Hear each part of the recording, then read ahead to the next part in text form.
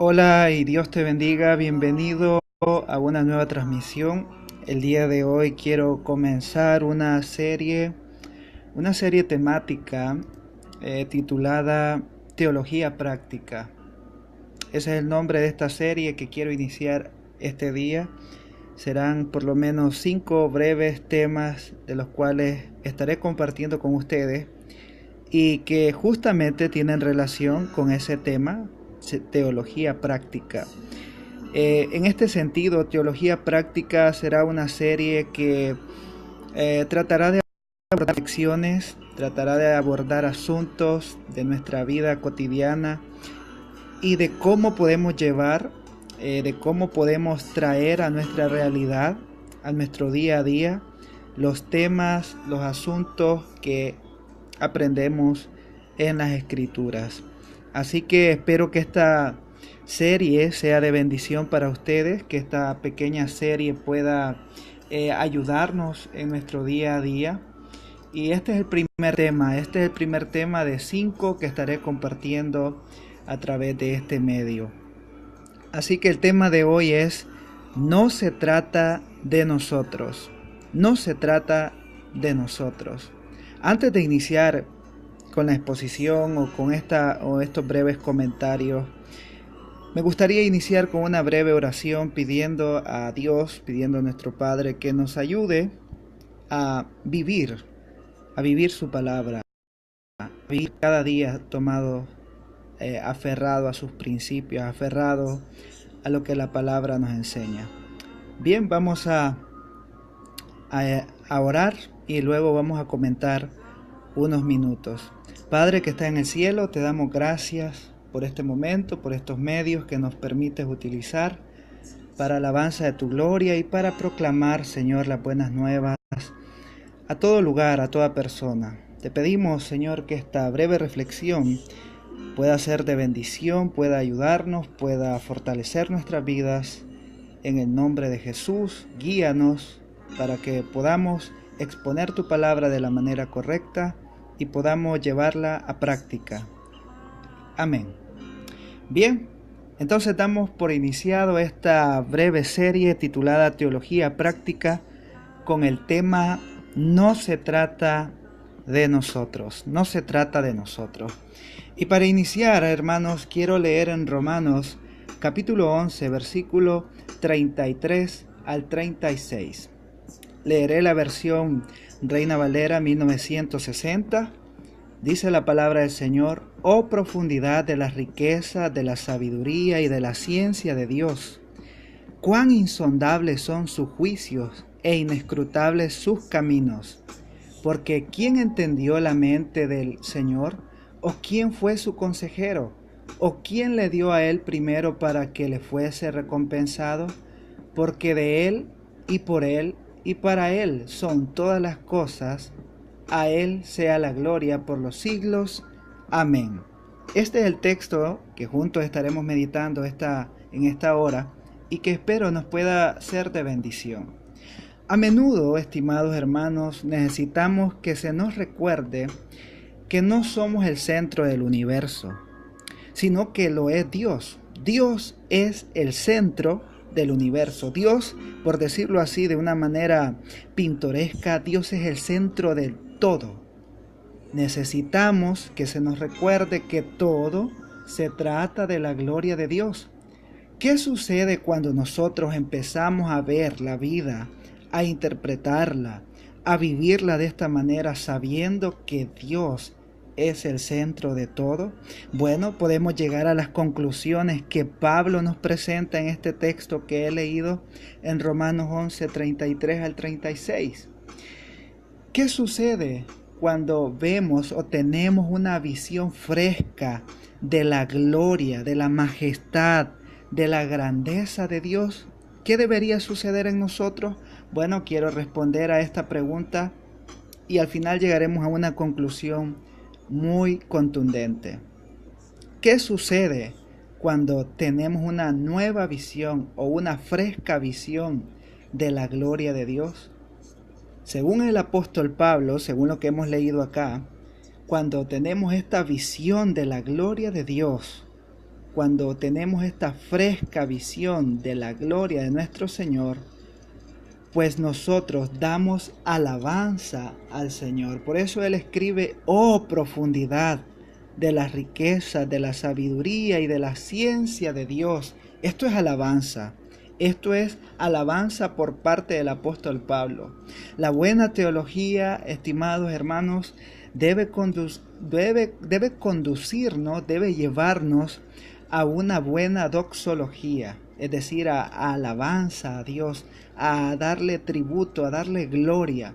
Pablo reconoce que Dios es ilimitado en sus recursos. Dios sabe todo lo que hay que saber. Su sabiduría es suprema. Cuando reflexionamos sobre la grandeza de Dios, pues lo único que nos brota o nos surge de nuestro corazón es asombro y es alabanza. La buena teología lleva a una buena doxología. Cuando miramos la gloria de nuestro Dios, reflexionaremos sobre esta grandeza que Él nos da a conocer en la creación y en su palabra. La alabanza debe ser una respuesta natural al encuentro con nuestro Dios.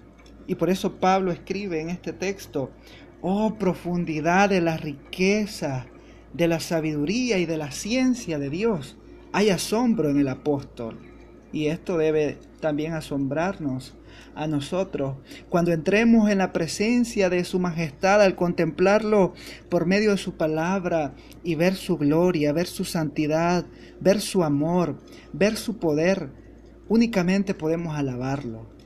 Eso es lo que Pablo nos transmite.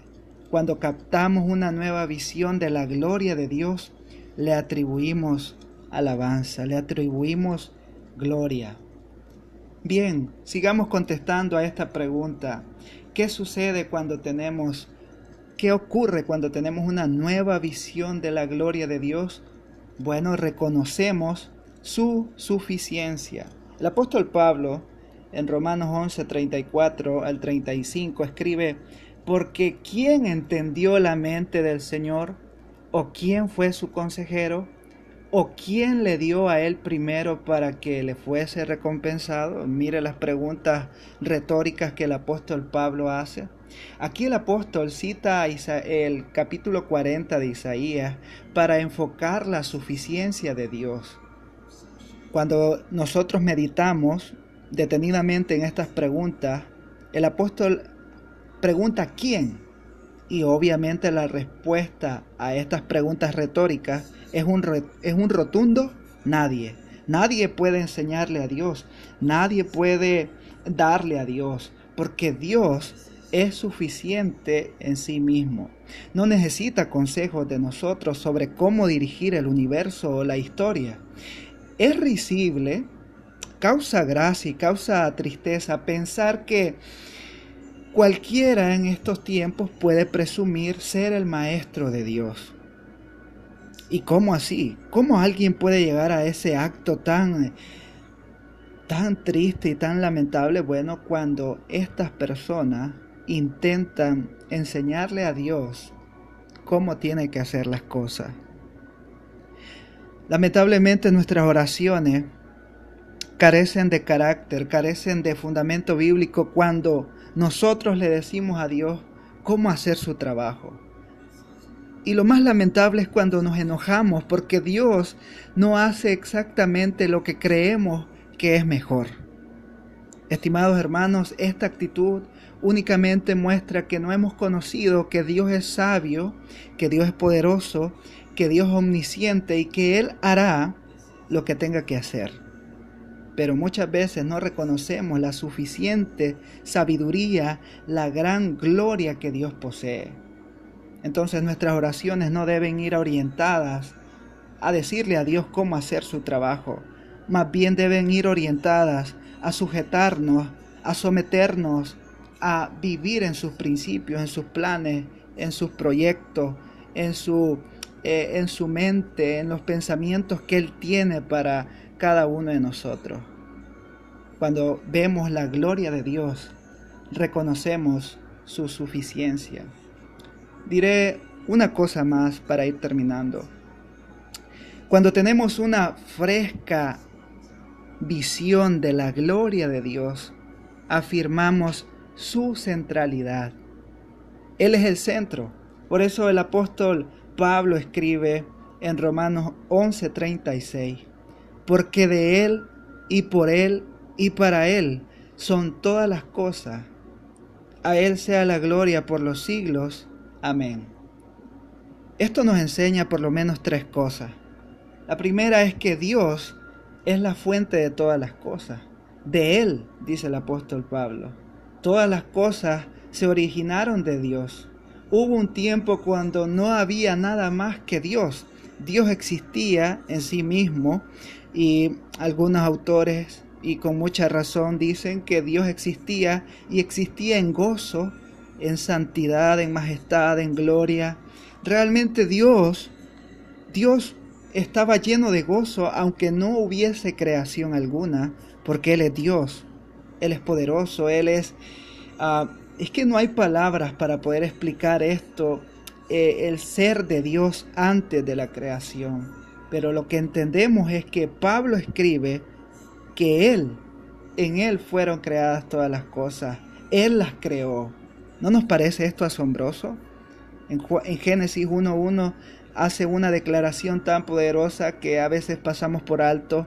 En el principio creó Dios los cielos y la tierra. Mucha gente dice, qué bonito texto, ¿no? Para memorizar, es muy breve, pero nos enseña algo tan poderoso que Dios ya era antes de la creación y Él estaba lleno de gloria, lleno de gozo, lleno de paz, lleno de sabiduría, aún antes de crearnos a nosotros. Este texto, Romanos 11:36, también nos dice que Dios es el sustentador de todas las cosas. El texto dice, y por Él son todas las cosas. Dios está ejerciendo providencialmente su cuidado sobre el mundo. Dios mantiene todas las cosas. Hay una filosofía teológica llamada deísmo que enseña que Dios creó al mundo, pero no está involucrado en él ahora. Es decir, Dios está lejos. Dios no está cerca. Sin embargo, este pensamiento filosófico y teológico está lejos de las Escrituras porque la palabra nos enseña que Dios es el sustentador de todas las cosas. Dicho de otro modo, Dios está activo en la creación, en el universo, en nuestra vida. Dios no es una persona, un ser que únicamente nos creó y que dejó leyes y que la vida siguiera. No, Dios está como un principio activo, como una causa activa en nuestras vidas. Y por último, Romanos 11:36 nos enseña algo muy interesante y relacionado con lo anterior. Dios es el centro de todas las cosas. Para Él, dice el apóstol Pablo, todo en la creación está diseñado para dar gloria a Dios. Todo, desde las pequeñas hormigas, desde los grandes valles, desde los grandes paisajes que podemos ver, todo esto únicamente está reflejando la gloria de Dios. Y todo apunta a Dios como creador, como diseñador, como sabio que formó todo lo que existe. Por eso en Isaías capítulo 48 se escribe que por amor de mi nombre, dice el Señor, no retractaré mi ira y para mi alabanza la retendré de ti, para que no te corte. Y Él hace todo para gloria de su nombre. Y ahora, qué bendición es saber que Él hace todo y ha hecho todo para gloria de su nombre. Sin embargo, Él, todo lo que ha creado, lo usa para bendición, para edificación de su pueblo. Y esto nos lleva a una conclusión muy interesante. La vida cristiana, el cristianismo, la teología, la Biblia, todo esto no se trata de nosotros. No se trata de ti, estimado hermano. Muchas veces nos sentimos como que nosotros somos el centro y que pues la Biblia tiene que ajustarse a mí, que la oración tiene que tratarse de mí y que Yo voy a hacer lo que tenga que hacer usando a Dios como una muletilla, como un extra, como un personaje que está para ayudarme. Pero realmente la palabra nos enseña que no se trata de nosotros, se trata de Dios. Por eso el apóstol Pablo dice y finaliza este texto: a Él sea la gloria por los siglos. Tu vida, nuestra vida, es para vivir para Dios, glorificarlo a Él. Por eso aquella pregunta de algunos catecismos, de algunos documentos eclesiásticos de hace muchos años, no están equivocados cuando dicen y hacen esta pregunta: ¿cuál es el fin principal del hombre? Y responde en estos documentos: el fin principal del hombre es glorificar a Dios y gozar de Él para siempre. Es que no hay otro propósito más grande que ese. Y eso implica que nosotros, como el pueblo de Dios, debemos rendirnos totalmente a la voluntad de nuestro Señor. Vivir para las cosas de este mundo es algo muy lamentable y muy miserable. Estimado hermano, tú fuiste creado, hemos sido creados y hemos sido redimidos para la gloria de nuestro Dios. Que el Señor pueda ayudarnos a reconocer la grandeza de su gloria, a reconocer la belleza de su nombre.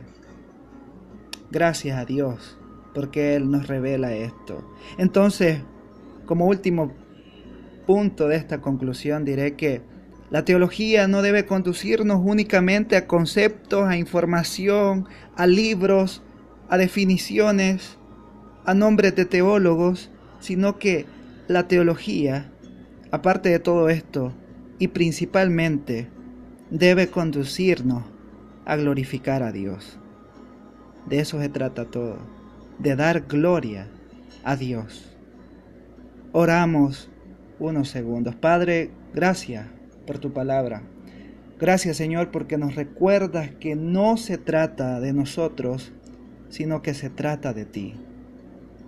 Hemos sido redimidos en Cristo Jesús para glorificar tu nombre. Ayúdanos a vivir, que tu Espíritu Santo cada día, Señor, opere en nuestras vidas y podamos vivir en obediencia a tu palabra. Bendice a cada uno de los oyentes, bendice a cada uno de los hermanos, a cada uno de los amigos, Señor, en el nombre de Jesús.